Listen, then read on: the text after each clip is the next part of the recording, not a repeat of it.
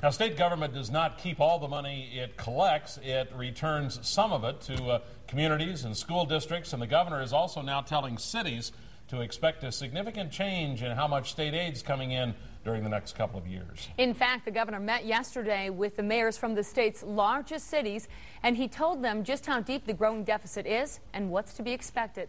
Fox 11's Lou Hillman has another view for us tonight.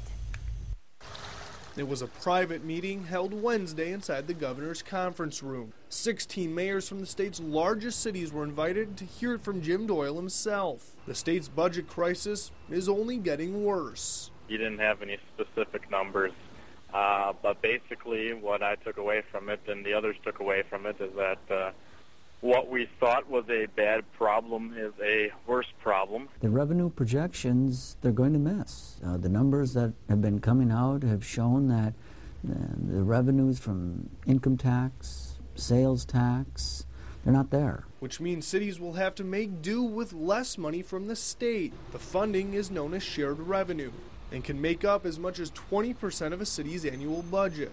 Mayors say they are now faced with the option of making cuts or raising taxes. Green Bay Mayor Jim Schmitz says the reduction in services is likely.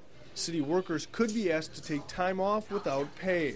What I want to do is keep people's jobs.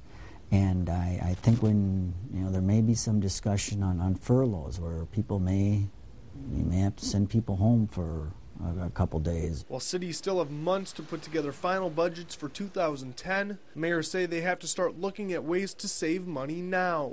Everything is on the table in the city of Manitowoc. Well, I made a recommendation to have a pay freeze for all non-represented employees. Those were numbers that were budgeted, so we'd see a savings there. It's trying to do the same with less, while keeping cities on track. Now the mayors have been asked back to Madison for another meeting with the governor.